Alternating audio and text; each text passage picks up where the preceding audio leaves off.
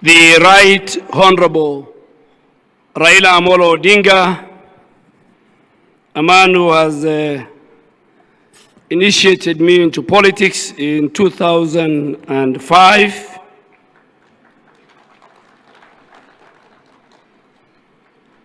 Your Excellency, the Governor of Homa Bay, Honorable Gladys Wanga, one of my very, very good legislator when I was the leader of majority, the chair of the Council of Governors, Excellencies governors, deputy governors, colleagues from both the Senate and the National Assembly, colleagues from both levels of government, our development partners, Honorable Excellency, former Prime Minister, as we come to the day 2 of the Devolution Conference, let me first extend my heartfelt appreciation to Homa Bay County for its warm hospitality, and also to the Right Honorable Raila Odinga for his enduring leadership in advancing equity and justice.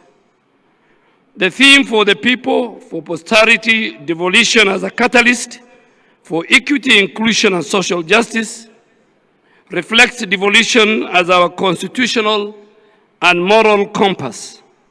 It reaffirms our past 2 days as a powerful driver of an inclusive prosperity, tangible equity, and effective governance.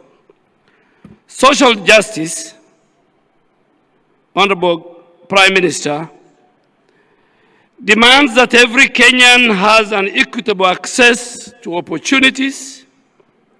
He has equitable access to protections, and he has equitable access to essential services.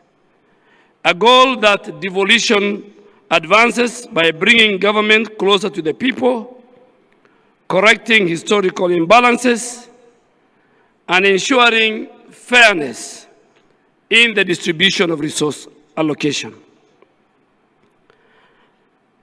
Ladies and gentlemen, Honorable Prime Minister, guided by this principle, our health reforms under the universal health coverage focuses on 4 key pillars: human resource for health, making sure equitable deployment of skilled health workers, integrating community health promoters into the formal system, and scaling up specialized training to ensure we have skilled care in every county.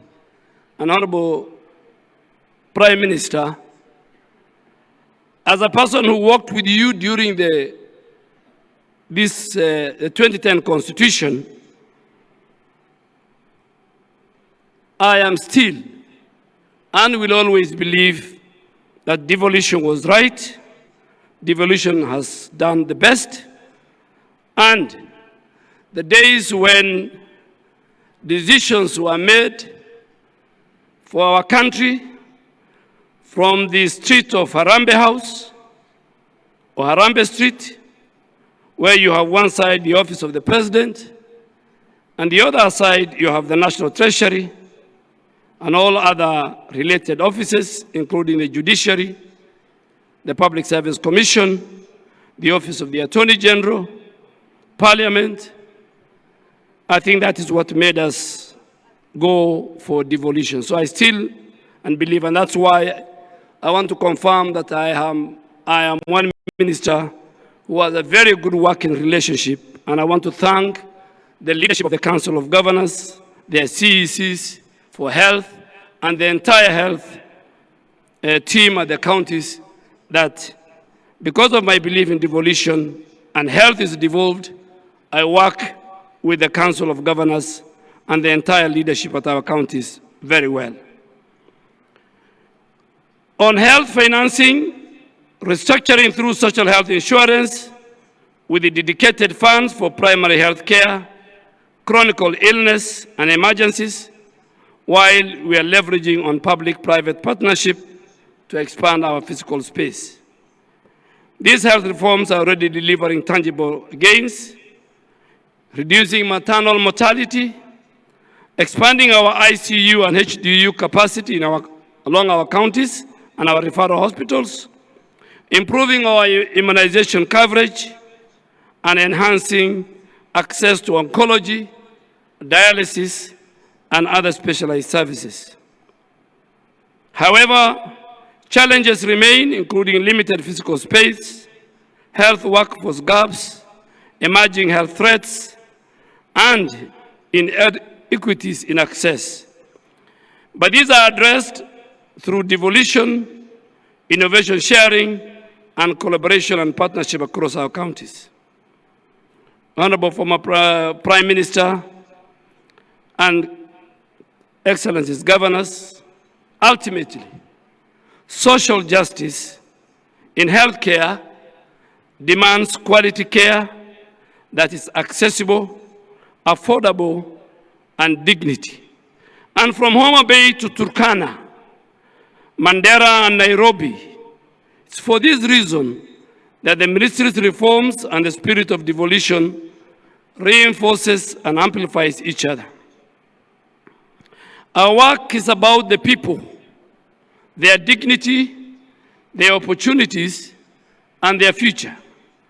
We have both the responsibility and the means to make social justice a lived reality through a well-governed, well-resourced, people-centered health system. Your Excellency, the Prime Minister, before I conclude, I want to make a confession. Because there are many people here who say the former Prime Minister is the father of devolution.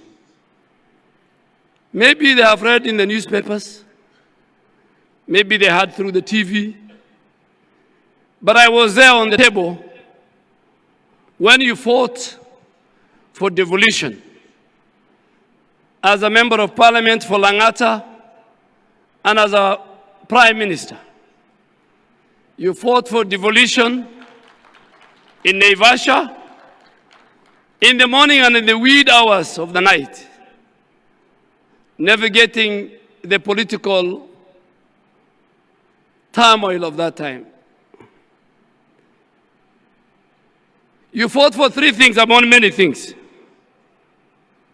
Three were irreducible minimum for you, because I was a member of ODM, and I'm happy Senator of Siaya and my long-term lawyer who defended me in many petitions, election petitions, is sitting here. And also, the man who first signed my nomination certificate to go to Parliament, Professor Anyang' Nyong, is sitting here.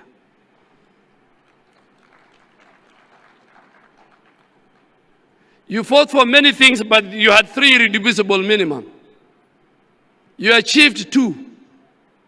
You achieved devolution, and you achieved and you helped us as a community, the Muslim community, the Qadi's court to be entrenched in the Constitution.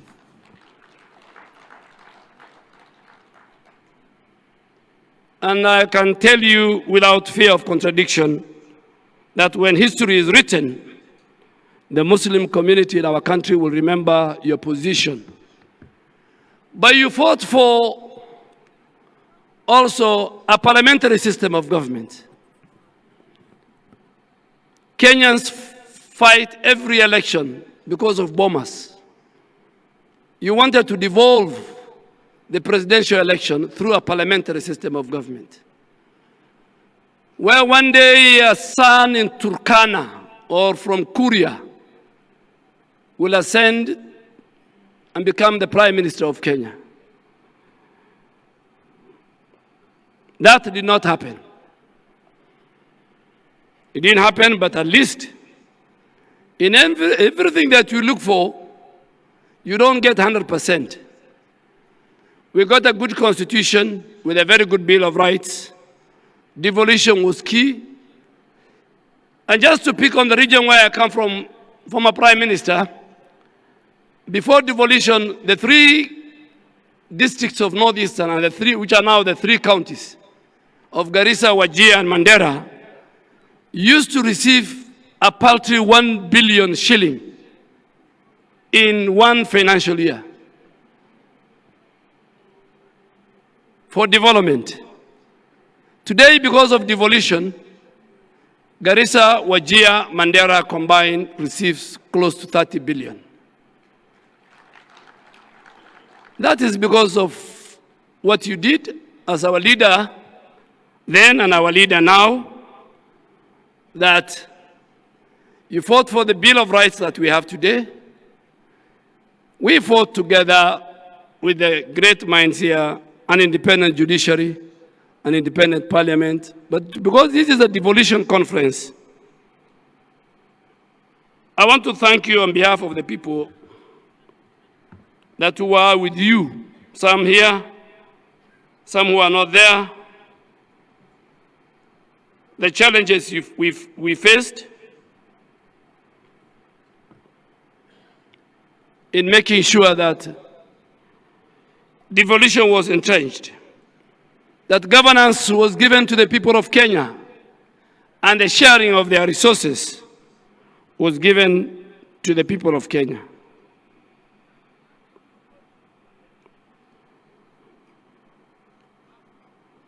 And that is why, again, you have remained consistent and fidelity to devolution. A number of times, colleagues, my former colleagues in Parliament, National Assembly, ask me, why is the former Prime Minister sometimes hard on us when it comes to the Senate? And I want to say it here. The Senate is the custodian of devolution. The former Prime Minister made his time with Professor Nyang' Nyong'o and many people who also became senators. But today, the custodian of devolution is Senate. That is the institution created by the Constitution. And just to conclude, no community.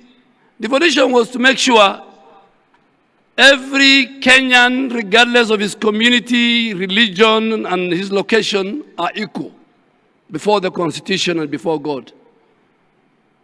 And that is why we want to say, if you want to aspire to be a leader in the Republic of Kenya, you must have certain credentials.